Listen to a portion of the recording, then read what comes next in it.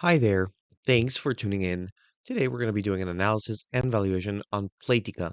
Now, what are they?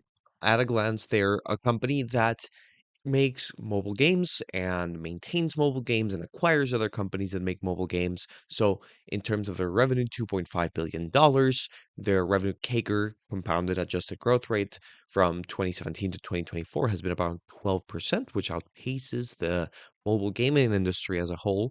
Now, some of that is a mix of their organic growth, some of that is a mix of also acquisitions that they have made. But regardless, their direct to consumer revenue mix, rather than making profits through third parties and advertisements, stuff like that, is 26.8%. So about three quarters of the revenues are because of third parties, such as advertisers, and this 26.8% is direct to consumer. This is important because direct to consumer usually gives you more than third parties does. Okay, so mobile gaming in general is a really large mobile market. I mean, it's going to have a 3% CAGR from 2024 to 2027. Granted, this is smaller than it was previously projected. So that's important to note. But regardless, we can agree that there will be more people playing games on their phones in 2027 than in 2024. That's also even if you live in the developed world and you think, "Oh, that's because that's not true because everyone I know already has a phone."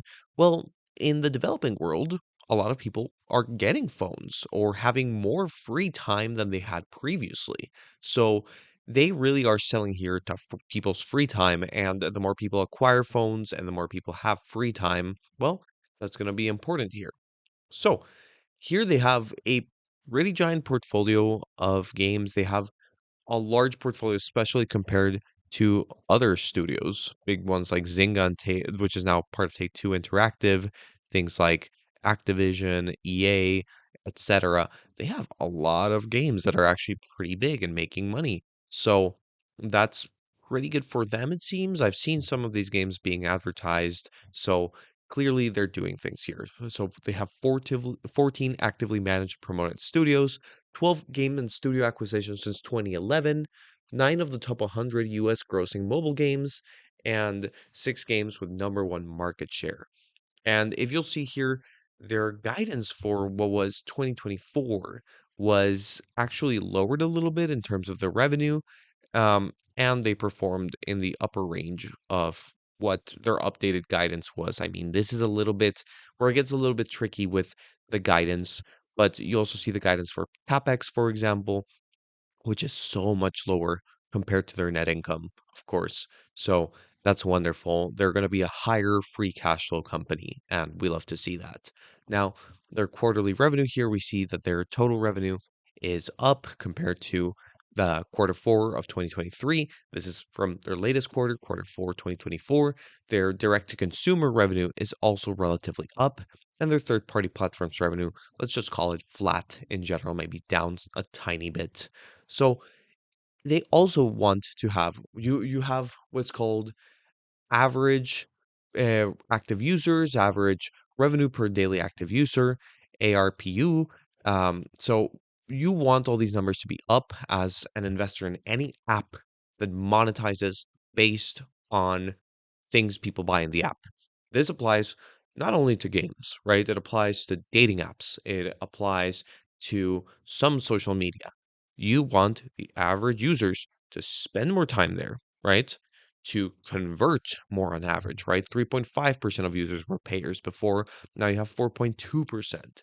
And you want the average revenue per user to also start going up. So before you were making 80 cents per user, now you're making 89 cents. So all in all, it seems to be a positive trend here, except for the daily active users. And yet, if daily active users is down and but revenue per user is up and player conversion is up, that makes up for it.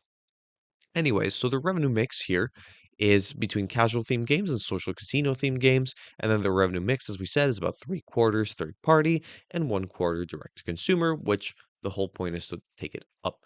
And in terms of their capital structure, they have debt. They have quite a bit of debt because they use that to make acquisitions, which is how they're growing extra. In terms of liquidity, they do have a lot of liquidity, and their loans aren't really due until 2028 and 2029. So so far, nothing too bad, right? They're going to pay the interest, maybe pay down the tiniest bit of debt. I kind of doubt it. But yeah, they have some good liquidity. The net leverage of approximately 2.5 times EBITDA. That's okay. We want a number that's lower than 3. That way, if they were to, for example, liquidate, you as a shareholder would still get some money because the people who get paid first are bondholders, the holders of all of these notes, and the bank. So, yeah, that's important. Now, their guidance for 2025 is revenue to increase their EBITDA to stay flat to a little down and their capex to stay pretty similar. That's great. If you're making models like I do to predict their performance in the future, this is incredibly useful. Also, just looking at the long term here, they're a company that grew by double digits a whole lot. And then in 2021, that started slowing down. And now, these latest couple of years, you actually see that profits are, or revenues rather, are down. You see this a lot with the gaming industry. I mean, 2020 obviously was a massive anomaly. And you can say the other years were also related to a little bit of, yeah, people getting phones, people getting connected with more games, but also acquisitions, right? Here, not so much. And it makes sense. I mean, in 2020 and 21, people had an absurd amount of free time or time stuck at home compared to now. So it was going to happen. The question is, what will happen next? What you do see, though, is the margins getting better, and at least the gross margin, not so much the operating margin. But as long as margins are steady, companies can usually handle a little bit of revenue decline, if that makes sense. So I'm going to do a discounted cash flow model here. Essentially, what I'm projecting is free cash flow to be down based on lower profits and lower EBITDA and capital expenditures being up a little bit, but not a lot. Their free cash flows are pretty significant still. They're about 300 million on an average year. I'm going to say that they're not really going to grow in 2025 and 2026. Um, and then I'm going to start growing it at basically 5%. And I think this is pretty fair given that, eventually they will have either acquisitions or products that do decent enough that it grows again from 2027, 2028. And then I'm going to grow it at 3% in perpetuity. So 3% forever. And my required rate of return is going to be 11%. That's 1% more per year than the 10% on average that the market gives people back. With that, divided by the total number of shares out, I get a fair value of $10.24. However, we talked about their debt being pretty high, and that's true. It's $1.9 billion. So we're going to subtract that from the total value I get, and then the value post debt is actually $5.14. So that's what I think is the fair value for Playtika. And here, well, yeah, I mean, that's outright, basically. I wouldn't call it undervalued necessarily, because it's not really even 5% below this $5.14 value. I feel like it's about right. P ratio of 11. This looks low, but then if they have a bad quarter, this P ratio is just going to go up. A dividend yield of 8.26%. They do have a dividend. I think that's a very puzzling move, and I'll explain why in a second. But first of all, if you've been a shareholder the last 5 years, you're just not happy. And it kind of shows like there's a euphoria here. People bought it a lot because everyone was stuck at home playing games. And well, all of a sudden they weren't. And it showed. It showed with the growth slowing down, with the euphoria about it slowing down. And now people get stuck holding bags, right? But now is when I think stocks like these can be very interesting, right? When everybody hates it, when the growth slowed down, and now they have to make mature decisions as a company. However, is a dividend really a mature decision? Well, so let's talk about the risks first and the rewards. So, first of all, a bad global economy is going to be equal to less revenues, of course. Um, you could argue that because if there's a bad economy, people are going to have less to spend in leisure activities such as mobile games. Now, this may or may not be true. I would need to look at papers on micro purchases, for example, in games. I know these loops can be a little bit hooking for certain people. So this may or may not be that impactful, but let's just say bad global economy that's very affected by tariffs, where the average person has a little less to spend than usual. This will affect them in one way or another. Also, acquisition-focused growth can lead to further debt or dilution, both of which have been present. At the end of the day, they are issuing more shares in the last couple of years, and they are issuing more debt. So Will this company grow a lot quicker than they can dilute you? So far in the last 2 years, that hasn't been true. Doesn't mean it can't be true, though. The dividend is also looking dubious given last quarter's negative earnings and can tie earnings into an unsavory agreement. The problem with dividends is, unless a one-time special dividend, you then have portion of your free cash flow that's committed as a dividend, and investors are not going to like it if you cut it. So, regardless of what happens in the next couple quarters, if there's a dividend cut, the stock price is going to be affected, and you as an investor may not be happy at all. And that's where I'd say maybe wait till there's a dividend cut, and you can have a better situation there.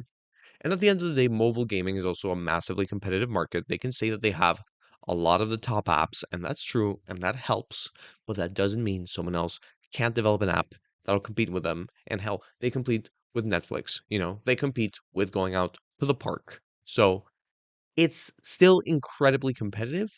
And yeah, acquiring things and consolidating is the move here for them, but that doesn't mean that they're still not competing with all sorts of free time.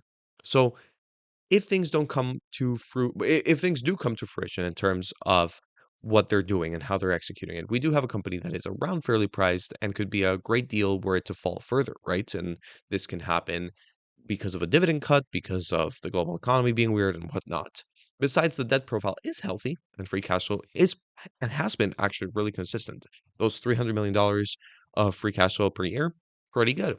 In other words, prudent use of this free cash flow to either return to investors or consolidate the industry can create great investor returns, but that depends on them and their execution. And so far, it's something that's looking a little dubious, and I would like a little more of a margin of safety. I think this price being not even 10% below the quote unquote fair value that I'm giving it is just not enough for me. I would need to see it a lot lower than this.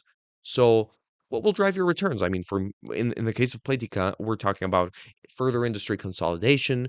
We're talking about prudent use of free cash flow, and we need to keep that in mind whenever we're looking at potentially great investments. Now, thank you so much for watching. I hope you learned a lot from this video. And if you want me to look at anything else, any other stocks, please comment down below and I'll take a look at them. Thank you so much for watching. Have a great rest of your day.